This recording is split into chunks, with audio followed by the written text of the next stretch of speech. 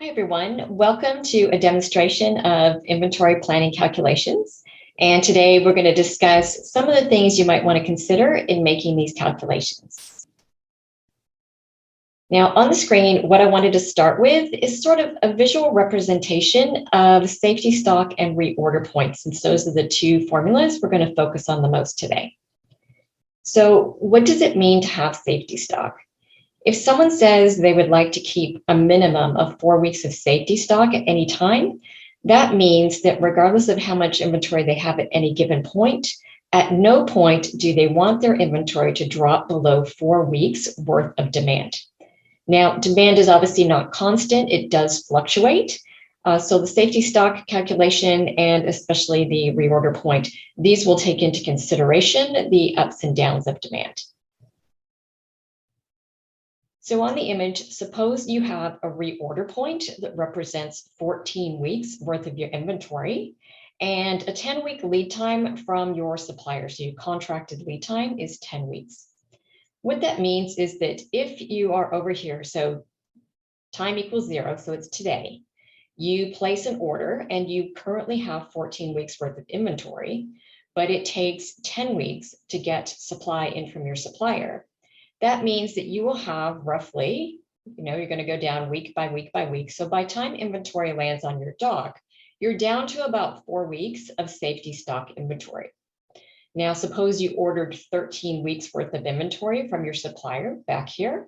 So by the time it arrives, you currently have 4 weeks of safety stock, plus you're adding another 13 weeks of inventory that you ordered, which puts you back up to 17 weeks of inventory. And from that point, things would kind of go along, the weeks would go by, you'd start to fill orders. And when it reaches, again, that 14 weeks worth of inventory, your desired reorder point, you would then place another order to your supplier and the cycle would continue. So let's take a look at what is actually in the safety stock and reorder point calculations. So when we look at safety stock, you'll notice that in this formula, it talks about the maximum usage and it talks about weekly usage. It talks about maximum lead times and it talks about average lead times. This formula is trying to take into consideration two different fluctuations. One is the fluctuation in your demand. So your sales go up and down week by week, they're never constant. And it's also trying to take into consideration the fact that while we spoke about a 10-week lead time just now, lead times are also not exact. So your first order from a supplier might take 10 weeks. Maybe the next time it comes in, it took 12 weeks, maybe it took 15. So there's fluctuation in the lead time and there's fluctuation in the demand. Now it's a pretty simple formula, and I've actually got it defined in terms of weeks. You can do this in terms of days, you can do it in terms of months. The only thing you have to remember is that you need to keep those time units consistent in your formulas. So if I want to calculate my safety stock, I need to take my maximum weekly usage. So that's my demand, how much I have sold, how much inventory I have used up. And I need to multiply that by the maximum lead time that I have with that supplier, again in weeks. I then need to subtract my average weekly usage. So how much do I use up typically as the weeks go by, and multiply that times my average lead time in weeks. So if we just plug numbers into a formula, we will see that in this particular example, so I'm looking at a shampoo, I've got my part number. My average lead time in weeks is 10, and my maximum lead time from that same supplier is 15 weeks. My average weekly usage is 1,726 units per week. So again, we're in specific units.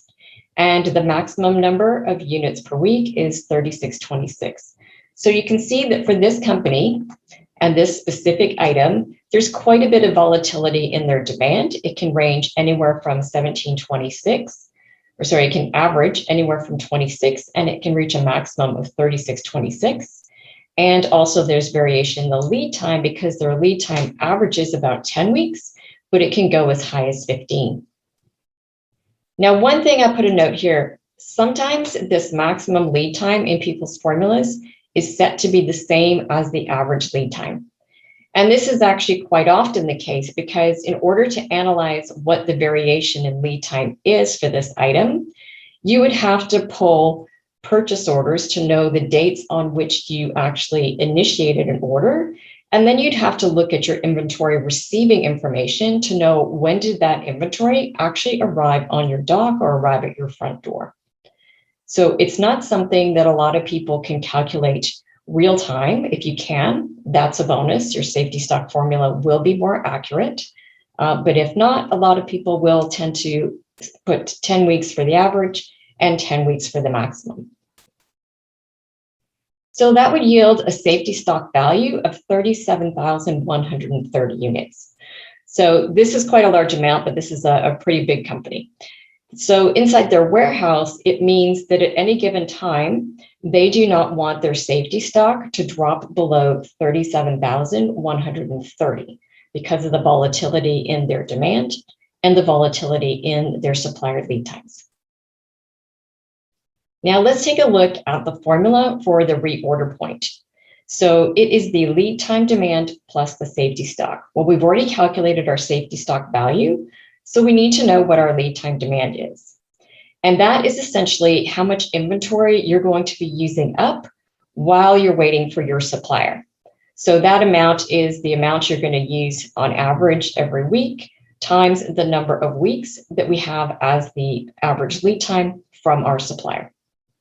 So in this particular instance, the value comes out to be 54,390. So what does this mean? So if these numbers are correct, and we'll talk about things that kind of skew your information and make it a little bit uncertain in a second, but it means that for the amount of inventory they have in their warehouse for this particular item, when that amount drops below 54,390, they want to place an order. And by the time they place an order and the inventory arrives from the supplier, they anticipate that their stock will never drop below a level of 37,130. Now, obviously, with fluctuation in demand, the numbers that we're using may not match exactly the information that they're doing. So when we take a look, I'll continue on. So we're looking at these equations, and when you're in school and people hand you these equations, they often tell you the values to put in those equations. But when you get out into the real world, you'll find that there are quite a few factors in the real world that are going to shift you off the numbers that you anticipate. So in this particular example, I was talking about we have an average lead time of 10 weeks from our supplier, though we know it can go as high as 15. And our demand is going to be an average of 1726, but we know that it can go as high as 36,000 or 3,626. Now, the equations are great, but it's the decisions you make on which numbers to put in these equations that will greatly impact your inventory planning. So I wanted to go into a few of these. So we've put numbers into this equation, but here's the problem. Should we put values into this equation based on what we have seen in our historical demand, or should we put numbers for the demand in this equation based on a forecast? And I'll give you an example of where this is different.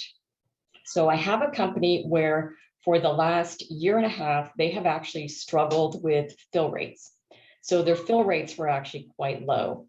So if we were to base their inventory calculations on historical demand, we would underpredict what their real demand is, because they've lost quite a bit of sales with some of their fill rates being down by, say, 20 to 30%. So that first decision is, should we base our demand numbers in these equations based on what we have seen in reality when we have a low fill rate? Or should we try to forecast what we think our demand would be at the optimal 100% fill rate and put those into our inventory equations? Now, I've actually got a dashboard to show you the information for this company. Now, I've taken out their, for confidentiality reasons, I've taken out the description of their items. But we can take any particular one of these items here. So we'll just look at their first item. And, we've got the usual numbers based on what they have on hand, committed, available. So available is just what they have on hand minus how much is committed. Now, where is it committed? It's committed to customer sales. So they have sold this amount, but they have just not yet filled the order. So it's currently in the building, but it is already dedicated to existing orders. So it means that they have 2,203 remaining in the building that are available to sell to other customers.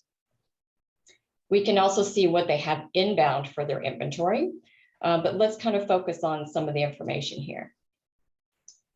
You can see that they have a lead time of 10 weeks.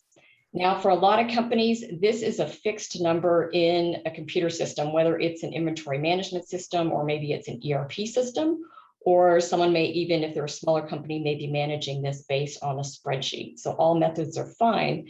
But the problem is this number goes into the computer system and it can actually sit at this value for years.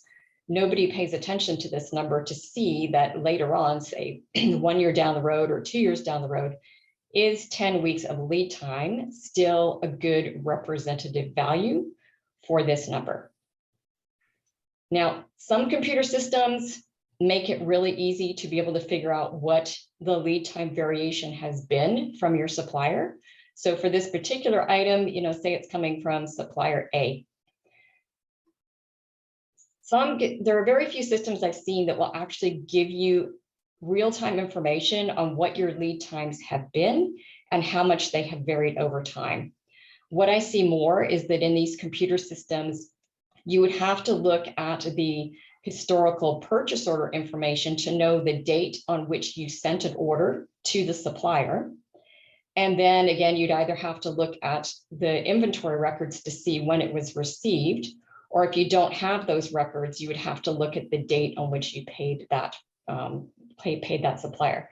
Now, it's a little more accurate to use when you received the inventory because there might be a delay between the date on which you received the inventory on your dock and into your own inventory records versus, your finance department may have decided to pay that invoice 30 days later. Okay.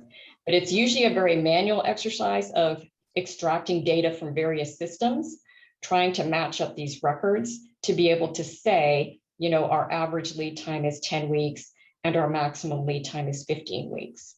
So for this, I've seen a lot of companies that don't actually do this exercise, or if they do, they might do that exercise every 1 to 2 years. Now, when I was talking about the issue of, this company has historically not had very good fill rates. So the decision was made to use their safety stock, calculate their safety stock and their reorder points based on forecast. And then we also take a look at, okay, how is that forecast actually performing? So are we actually predicting that this company should order more inventory? So how does that actually sit relative between the forecast and the actual demand?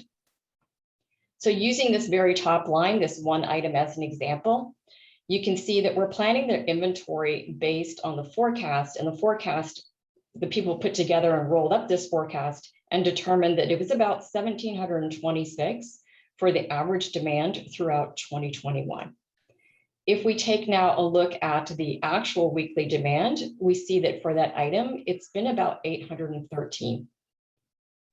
So there's quite a bit of difference here. So this is one item where they might want to consider reducing their forecast, or if their fill rates on that item have been pretty good throughout 2021, maybe we migrate off using a forecast for that item and start to use the actual weekly demand in our safety stock and reorder point calculations. Now, you see I've got it color coded. So everything in purple was actually something where the forecast has been running higher, more than 10% higher than the historical demand. This is actually has the side effect of causing people to order more inventory. So over the last 16 months, they have seen the amount of money they have tied up in inventory go up substantially. And in fact, it's gone up by about 30 to 40%. So we're now using both of these columns, and they're trying to make a decision on which way will they go in 2022. Will they base their inventory calculations based on historical demand, or will they do it on forecast? Now, I wanted to talk about some of the other decisions that even if you decide that you would like to base your safety stock calculations and reorder points on historical demand, which if your fill rates are pretty high, that would be a good thing to do. You need to make the decision of, okay, what length of time for historical demand should we use? So in this particular case, we've used 6 months. But if you are something like a seasonal business, then you definitely want to catch those the seasonal peaks and valleys. So at that point, I would recommend that you use like a trailing demand of, say, the last 12 months or last 365 days, depending on how your computer system is set up. Okay. Now I'll pause just there just to see if anybody has any questions. So if anybody does, this is an interactive meeting. You're welcome to hit unmute and ask a question. No, okay, no problem. Now I wanted to talk about some of the challenges also related to lead time from the supplier. So we've talked about the lead times that get typed into your computer system.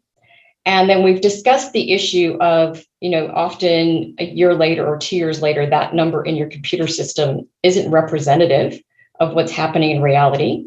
So let's kind of discuss a little bit about what happens there. So most of these items you see are, say, around 10 weeks, 16 weeks, 8 weeks. Let's again look at that top one and see what do you think will happen if the lead time is off. So in this item, the computer system says that this supplier is going to bring us our product within 10 weeks. Now, suppose we have a safety stock level that's pretty low. And what ends up in reality is that your supplier ends up sending you something in, say, 16 weeks. Because the lead time we have in here is 10, we've got that extra gap of 6 weeks where it's going to use up, your average demand times that extra 6 weeks. It's going to pull that out of your safety stock. So if that safety stock number is calculated too low because the lead time has been underestimated, then the impact to that is that you're far more likely to run out of stock. And obviously, when you run out of stock, then we're heading towards missed sales and lost revenue. So in this particular case study, the percentage of sales, it was kind of off, probably I'd say 20 to 30%, because there's a lot of stockouts. Now, an additional challenge that people have relative to their suppliers is if they don't have that ability to extract historical purchase order information and inventory receipts to be able to match up and calculate what the true lead time is on all of their items, then they are relying on asking their suppliers what the lead times will be. Now, for the pandemic, you can see that there are a lot of supply chain issues and people have been struggling with lead times. So what I'm actually seeing now is, people reaching out to their suppliers to try and get a better estimate of the lead times. And at that point, the additional challenge is that you are relying on the word of your supplier. If they say, yes, we can bring that inventory to you in, say, 14 to 16 weeks.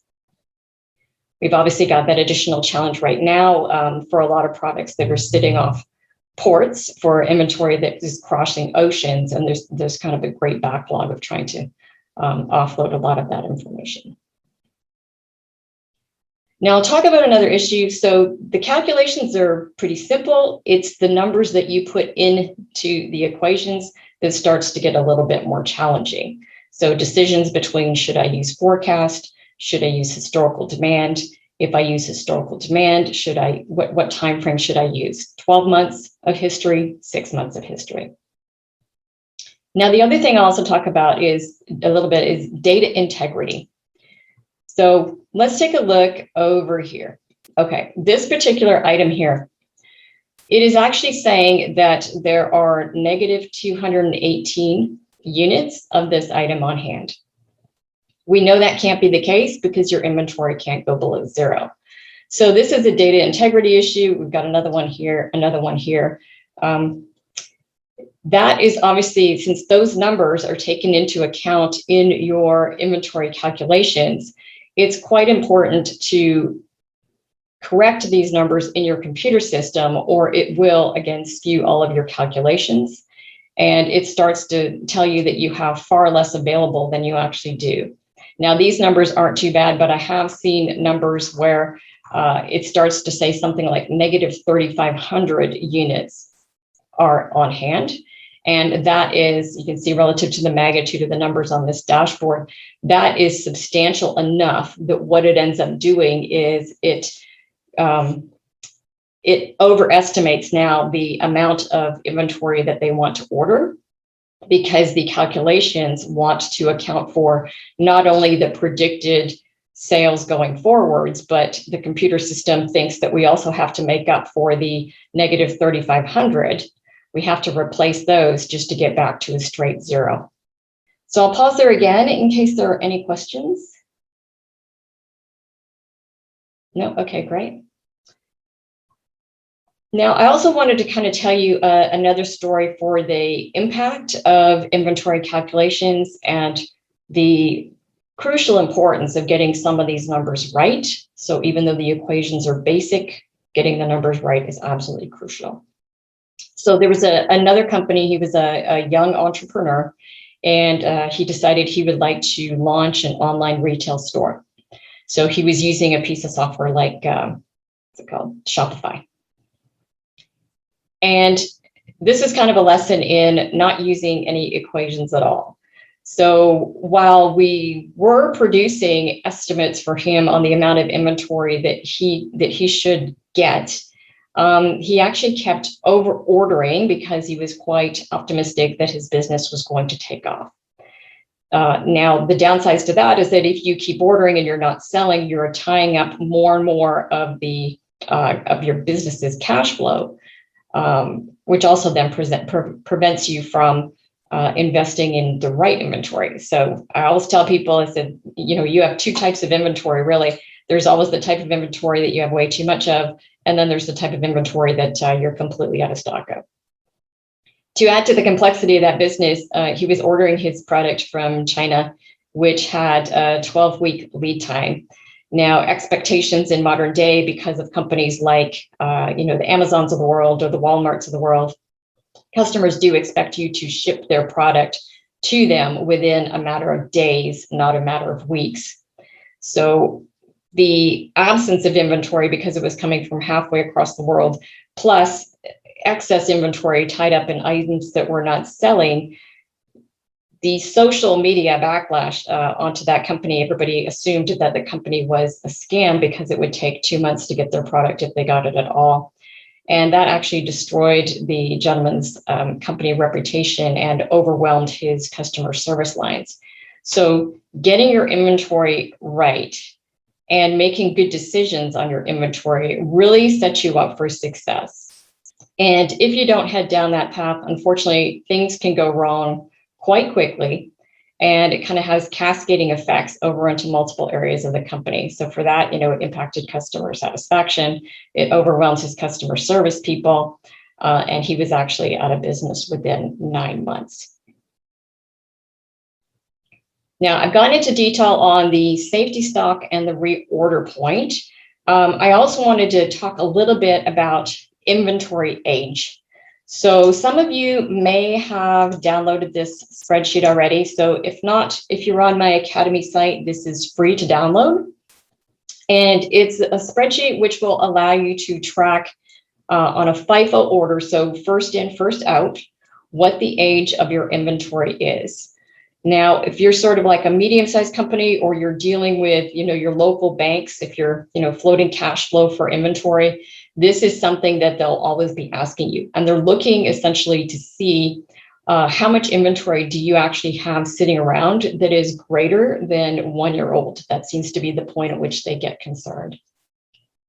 So based on historical purchases, and this is one particular item as an example, and we track, the date at which we actually received this item, and you can see that we have multiple receipts over the last few years. So it goes all the way from 2021 down to 2018.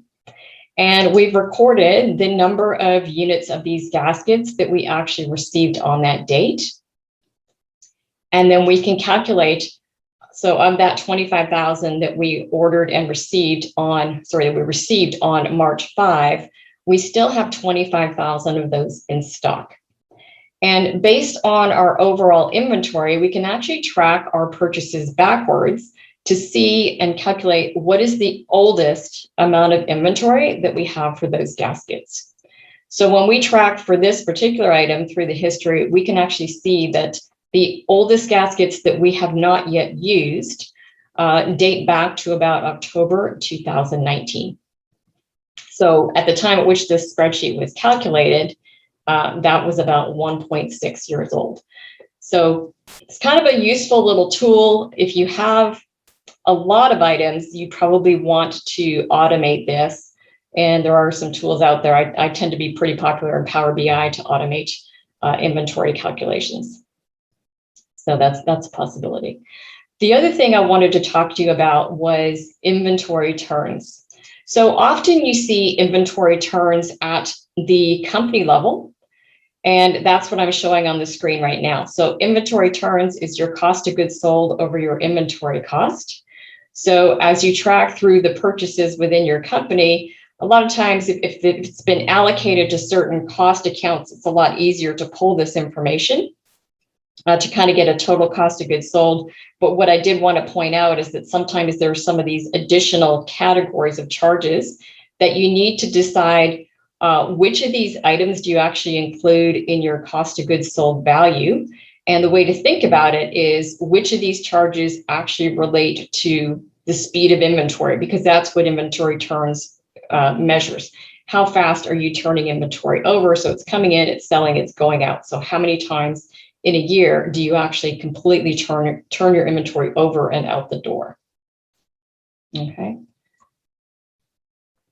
Then the inventory cost, this information is probably also available within your purchase history, because you can calculate, how many units were purchased, what was the purchase price at that time, and then total up the cost of your inventory. And the reason, see, there's a formula at the top. And some people often ask me, well, why don't we just cancel out the unit cost because it's on the top and the bottom of the formula? And that's because that unit cost can change throughout the year. Your supplier can change your prices. So you want to be able to track that based on your history. But what I wanted to mention is that inventory turns, while in this particular example is done at the company level, it's actually a pretty useful metric to do down at the item level, because then you can see which of your items actually turn faster and which of them are actually turning slower. So obviously, relative to sales and inventory. And that type of information combined with information like your safety stock, your reorder point, and your demand levels will give you a really good overall picture in terms of trying to make that decision about how much inventory to actually order. Now, if I go back to my dashboard example, what you'll see for this particular company, there should be an order amount. Here we go. So an order quantity. This is kind of the burning question. The safety stock formula and the reorder formula determine when you should order. So I've got this dashboard coded that when an item's inventory, when the available plus on order drops below the reorder point, it flags the item. So these ones that are showing up in blue, these rows here, it is actually suggesting to the person that they should place an order for this item. Now, that is a suggestion of when to order. Then the question is, how much do you order? For this particular company, they just have an outright preference to say at any given time, they would like to order 3 months worth of inventory. And part of that is because some of their supply chain is across the ocean. So they have to, wait a substantial amount of time. And because of their history of having issues with fill rates, they have a preference to carry more inventory to try and alleviate that while they resolve some internal issues. But when we think about how much to order, that's one factor. You can take a look at the items you're ordering and say, Okay, which of those items are actually coming from, say, inside the same country where maybe you can get those goods to arrive to you within, say, 3 to 5 days? And which of those goods can we now say, okay, we're going to order more because it's actually further away? So it's a risk level. When it's closer, you're going to probably have less volatility and variation in the lead time that you have. So a local supplier, maybe it's going to vary between 2 and 5 days. A supplier further away, maybe it's going to vary between 10 weeks and 15 weeks.